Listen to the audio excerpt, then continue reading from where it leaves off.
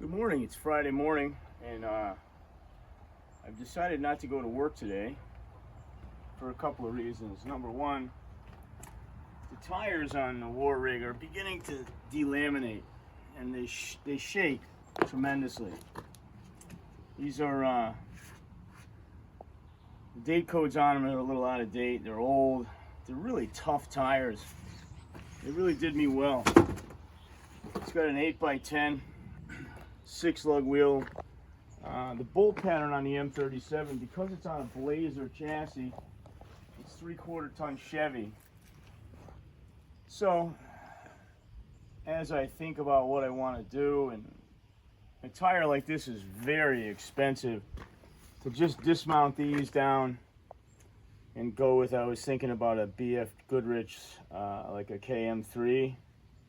These are supposed to be 38.5s.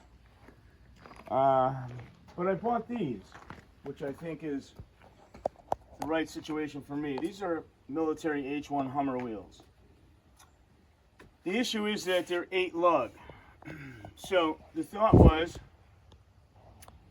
you take and you cut this part of the center of the wheel out, and they make a center, a place called Trailworthy Fab, that welds into the back.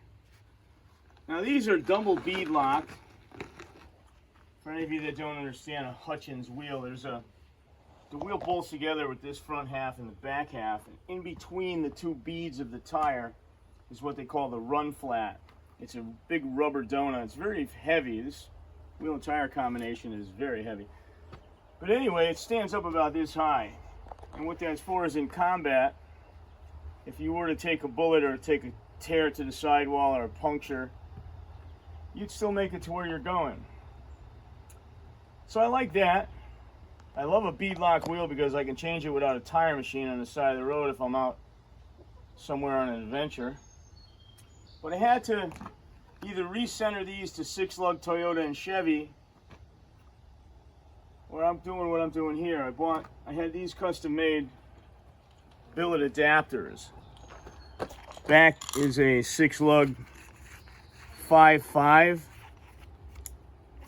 course, I had to test it on the truck, and I got all anti-seize on it. The front is an 8-lug 6.5. So this is exactly what I need.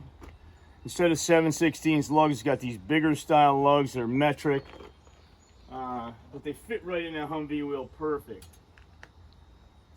These tires can be bought government surplus. This tire has a 2018 date code on it. This one I'm not even going to tell you the date code because I'll be incriminated and pulled over. But as you can see, the fronts,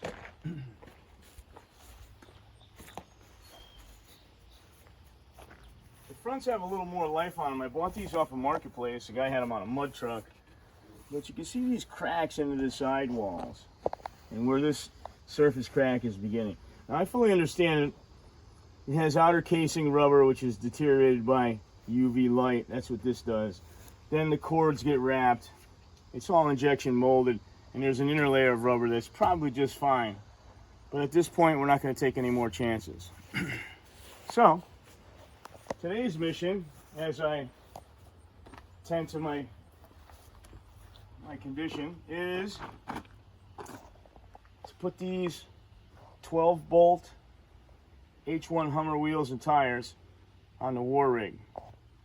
So as I go along, I'll take a couple more snippets today of my progress and how I'm doing this, and I will keep you posted. Thank you.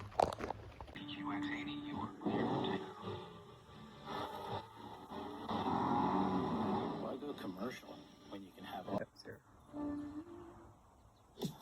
Why wait to bring...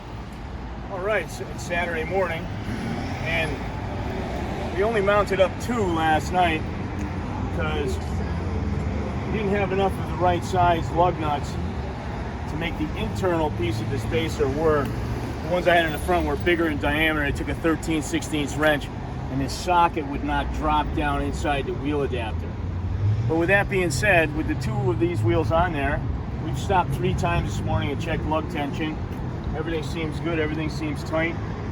Both tires are at 50 pounds, and it's reduced the shake of the truck tremendously. So I just can't wait to get the correct lug nuts, and we'll be able to put them on the front. Run flats in them. Those are like right off a Humvee. And with those adapters that I had custom made, they bolt right on with no interference issues. So yeah, I'm going to call it success, and keep watching the internet for more videos. Thank you.